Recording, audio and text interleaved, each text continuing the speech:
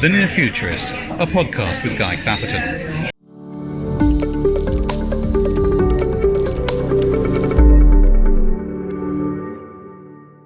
Hello and thanks for downloading The Near-Futurist, a show presented by me, Guy Clapperton. Now, I've been a tech journalist, conference speaker, and whatever else I'm pushing that day for around 30 years now, and a lot has changed. One thing that's largely the same, though, is a slight nervousness about just how we're going to make this human and technology thing work, and how we define ourselves as human when there's talk of augmenting ourselves with technology and a great deal else. Now, one person who's done an awful lot of work looking at these areas is Dave Coplin, who's been around years working for Microsoft and who's now at the helm of the Envisioners, a consultancy specialised in forecasting and predicting where we're going and how it affects the workplace. Dave, welcome to the Near-Futurist podcast. Thanks for having me, Guy. You're welcome. So, Dave, tell me about your specialisms. What have you been up to lately? It feels like my entire career, Guy, has been working in the technology industry, but actually over 3 decades, what I've figured out is the most important thing has got nothing to do with the technology, but it's got everything to do with the humans that use it. And I've been in and around lots of innovation. I've seen some amazing technologies come and go, but you realise that the human is both the strongest and the weakest link in the chain. And so for me, the work I do, the work the Envisioners do, is really how do we get humans to be in a position to live up to the potential that technology has to offer. And in particular for me, there's a very important technology that's around right now, and it's artificial intelligence. And for me, it's something that I feel is going to change everything in the world around us. It's not one of these step changes, it's not like moving to the cloud, it's not even like the arrival of desktop computing. This is something massively fundamental. So if you bring this potential of AI to the potential of humans together, how are we going to emerge in that? How are we going to live, work and play when the algorithms support everything that we do? That's interesting. You make it sound as if we're going to have to change as much as the technology, because we're hardwired to evolve at the speed of evolution, whereas technology is hardwired to eventually evolve itself through AI. So how do humans change? How do we start to prepare? How do we stick to our human strengths? Well, the first thing is we have to realise that we need to change. And one of the things for me, as a lifelong technologist, is you look around and you see what we've typically done is we've taken new technology and we've applied it to old ways of working and old ways of living. The computers that we use for work, they replicate the working practices and procedures that were put in place in Victorian times. And so I glibly say that we still work like we're Victorians today. It's just we use this new technology to do that old Victorian way of working a bit quicker or a bit cheaper. Well, this isn't the gift of technology, and especially when you look at the potential of things like AI. So the challenge for us in the short term is to figure out, given what AI can do, how do we get into a position where we could take advantage of that rather than get it to work the way that we've always been working? And so you talk about the speed of evolution. At some point, evolution needs a gentle nudge, and whether it's a meteorite falling from the stars or us saying, do you know what, actually there's a different way for us to approach this, something has to change if we're going to get any of the benefit that's coming our way.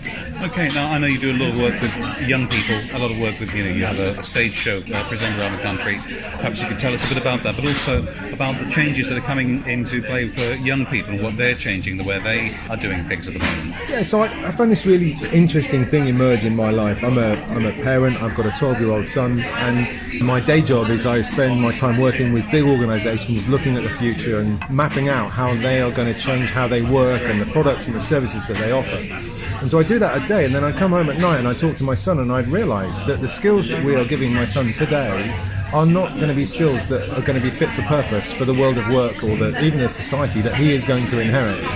And then I start thinking more deeply, and I thought, well, look, as an adult, I'm essentially the guardian of the future for younger generations, or one of the guardians of the future. And I have a duty of care to make sure that we both prepare a future that's worth having, but equally we give our younger generations the skills that means that they can take advantage of that. So what skills are you giving your son? What skills are you transmitting to these young people? Let's cut to the first, let's start with the problem. So if you look at the skills that we are giving him today, and any young kid, we're teaching them things like, we're teaching them to be calculators. So the best mathematicians in the world are arguing, they're screaming from the top of their lungs that 80% of the maths that we teach our kids is completely irrelevant, and they're not sure about the other 43% either. What they're basically saying is that we are teaching our kids to calculate. We want them to do complicated long division in a world where they have access to incredibly powerful calculators that can do that calculation for them. With the long division, they could do that in our day as well. Yeah, no. I remember my parents being outraged that we were going to lose these skills, not spotting perhaps that we hadn't actually learned them yet. Yeah, well, the joke I offer at the end of most of my gigs is that when I did my Maths O-level at school, I did it with a logbook and a slide rule because we weren't sure about the potential of calculators. Well, I'm a better mathematician with a calculator than I am with a bit of paper. Now, the point is, we need to know the basics of arithmetic, and the 20% of the stuff that we're not teaching is things like, my son and his generation, what they need to know is they need to know how data works. They need to know if they want to prove or disprove a theory, what's the data that they would need to be able to do that, and how would they need to use that data to find the answer they're looking for. So that's number one, is basically what we're teaching them around maths and how they use data is completely irrelevant. The other thing is, you look at it, you think about our kids, that they walk around with a device in their pockets that essentially allows them access to every single fact, every opinion that our society has ever known since the beginning of time. And we are not equipping them with the skills to make best use of that. So my son is being taught to remember the incidents leading up to the Battle of Hastings. Mm-hmm. Why is he learning that? Yeah. He shouldn't be learning that. What he should be learning is, how does he find that information out? We had this sort of little challenge when he was at school a couple of years ago. His English teacher basically sent him home and had given him a telling off because he'd used Wikipedia in one of his bits of homework. And she'd said to him, John, how do you know you can trust Wikipedia? And he came home, he was a bit upset by this. He didn't like doing things wrong. And also, you can imagine in our house, technology is kind of worshipped rather than feared. And he's like, Dad, why would she say this? And I says, okay, John, when you go back to school tomorrow, just say to your English teacher, how do I know I can trust my English teacher, right? He got detention for that, but well, we all learn a lesson. Actually, how do I know I can trust Wikipedia question is not a stupid question, is it?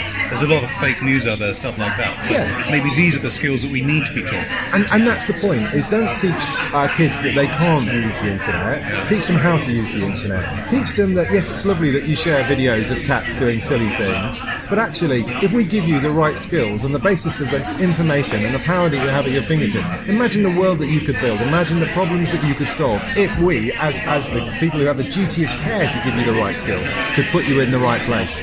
And so this is where I start from. For me, I see a world where the algorithms will support us, and they will be not answering the questions for us, but they will be giving us insight that will help us answer. So my son and his generation are going to need skills like, I think there are three core human skills: creativity, empathy, and accountability. So creativity is really about, in a world of ambiguous sort of problems, we know today, for example, World Economic Forum report says that of the kids going into education today, 65% will go on to do jobs that don't currently exist. We don't know what kind of world they're going to inherit. So what skills can we give them to make the most of that opportunity? Well, we need to teach them to be creative. They need to be problem solvers. They need to be able to think differently. Because the algorithms, for all of their power, they cannot think differently. They only think within the framework of the patterns that they've been provided with. So we need to encourage creativity. And that's why I'm a huge fan. Everybody talks about STEM, science, technology, engineering, and math. It's STEAM. The arts are crucially important for everybody. And the other one that's going missing, some friends of mine are teachers, and another family member works for a local council, and what's actually missing is it should actually be STEAM, because we're missing the humanities. Yes. I'm not suggesting that there's going to be a worldwide shortage of geographers or something, but we're so focused on STEM, and we're starting to acknowledge that the arts need some attention. Yeah. The humanities also is part of that equation, which is currently getting quite neglected. No, I like that. And for me, it comes back to the things that support creativity. There are two things that are quite crucial. One is curiosity, and this is where the humanities, I think, does come in.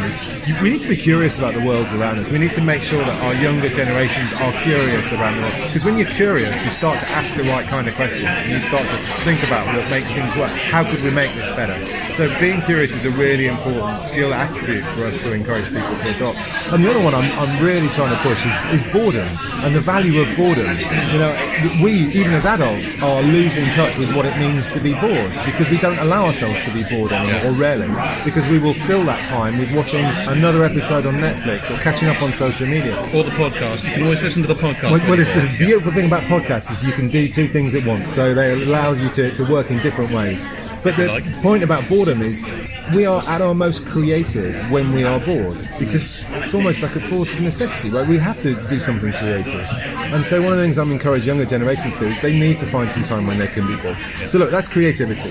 Empathy is pretty simple, right? In a world where the algorithms can support us all, one of the things the algorithms can't do very well is engage with humans on a human level. Yeah. I've got an algorithm that can detect your emotion based on doing facial recognition, but it doesn't in itself know what being happy or sad or bored or tired actually means.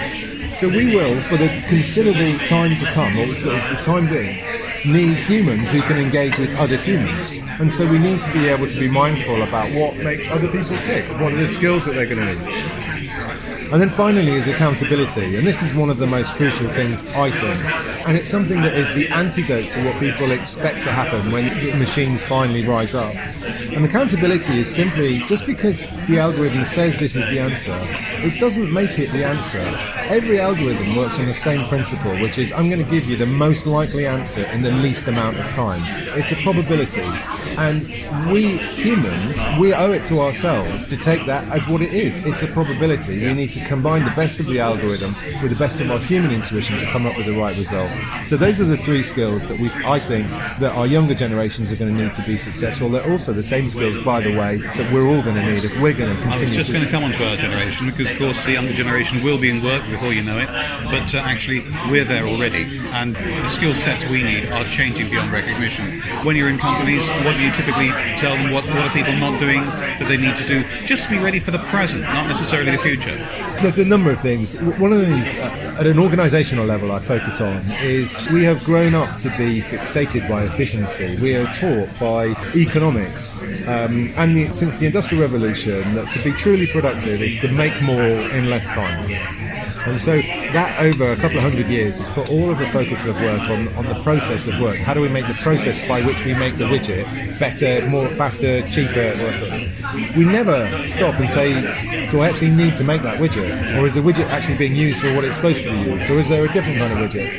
And so increasingly with companies, what I'm saying is efficiency is important, don't get me wrong, but we're starting in the wrong place. Let's not start with how we've done it in the past. Let's start with what's the outcome that we want to achieve. If we know what it means to be effective, then we can work backwards and we can use the technology to deliver that in a route that makes most sense. But then when you think about the people, one of the challenges that people like you and I, Guy, and people of our generation are going to have is that the skills that we've relied on for so long, for most of our career, are actually going to increasingly become a commodity or irrelevant in this world. And so what we've got to do is we've got to be quite resilient in that. We've also got to, there's a glib phrase which is sort of lifelong learning, but we've got to come to terms with that we don't reach a point in our lives where we no longer need to learn anything. That will never happen or should never happen to us. So we've got to be curious. We've got to be interested in what's going on. And we've got to see the difference between the tools that we use and the outcomes that they enable, and really start to focus on the outcomes and not get so het up about which tools that we use to achieve them. How do we infuse people about that, though? It's one thing, you and I, who are interested in the way the world's moving forward and who are, if you like, educated and eloquent people. There are other people out there who may be doing sort of a boring job and who haven't got much education, who just don't see why everything is changing or why everything should change. Now, I don't want to generalise, but those are the people you've got to reach if this is going to work for everybody. Yeah, look, I think that there's a number of things that you need to do. The first is that we've got to make sure that people really can engage with the value that's on offer. A negative example, right? Stuffing a checkout machine in my supermarket does not fill me with excitement about the future of robots in society. It fills me with dread. It basically says we're going to marginalise this service to a point where we don't care about your customer experience, but bloody hell, we need less people, so it saves us money. The more experiences you have like that, the less you're going to trust what's going on. So we need to flip that around. We need to say, do you know what? I can change your customer journey. I can add value by automating some of it, not so you have a worse experience, not so you have a cheaper experience, but so you have a better experience. As we use it to create a better experience.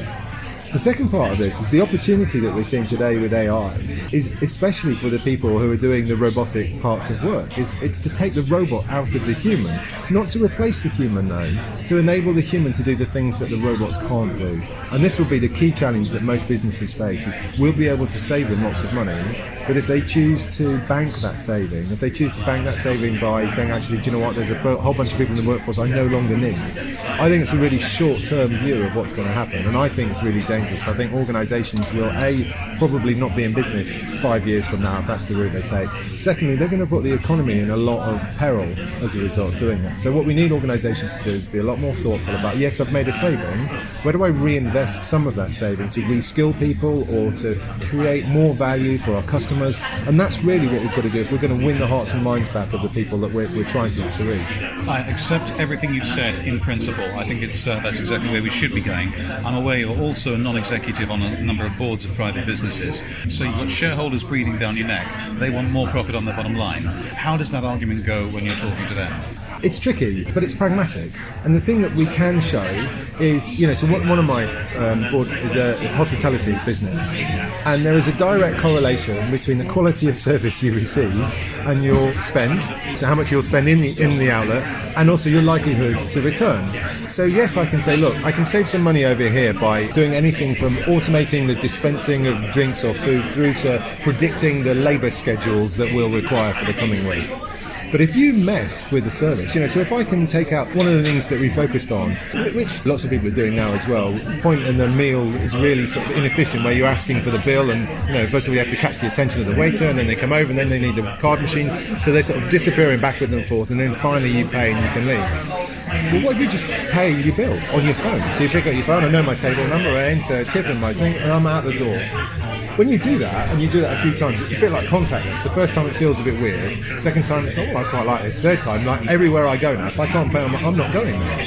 But that doesn't mean I now leave less people front of house. It means that those people now can add more value. They can come round and say, what's your meal guide? Can I get you anything else? Would you like a drink? Would you like a dessert? And we're building out the business model. So what I've seen in the conversations with the shareholders is if you play out that value proposition, if you play out, this is how we're going to give our customers a better experience, this is how we're going to give them a premium experience, they see that. This is sounding a little bit like the, is it Amazon Go deducts the money for you? You pick up something in a store and you walk out and it deducts the money as you leave. Now, a lot of the research that's gone on about whether that's going to take off in the US has suggested that people think it's a terrific idea. They really like it and they're terrified of it and they wouldn't want it on their doorstep because they just forget and walk out with stuff, and it's not like spending money. You don't even have to wave your phone at somebody. So there must come a stage where technically these things are possible, but culturally and experientially, they're really not great things. Not yet.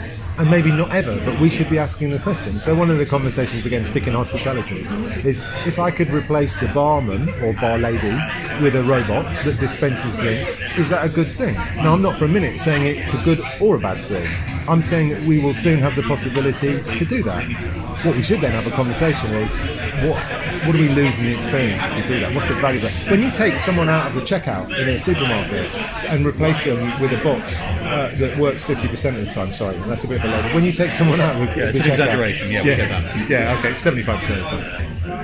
What are you missing? What do you lose? And what is the customer experience? My whole argument for digital is if I'm not delivering value to you as an end user of that service, then I'm not doing my job. And companies, they're very keen to jump on the bandwagon of digital, and everybody needs an app and everybody needs to do this. But if they're not doing it in a way that helps their customers get on with their lives, then actually they're doing us all a disservice. Right. Okay, well, I get a feeling we could probably talk about this sort of stuff absolutely forever, but we'd lose lots of listeners. So I'm going to suggest we wrap it up there, but how do people find out more about you and your work and what you're doing in the immediate future? Well, I'm a really easy guy to find. You can find me online at theenvisioners.com, or even more simply, you can search on me and find me at Dave Coplin. The internet, both search engines know where I live, and they can easily find me. That's great. Thank you very much.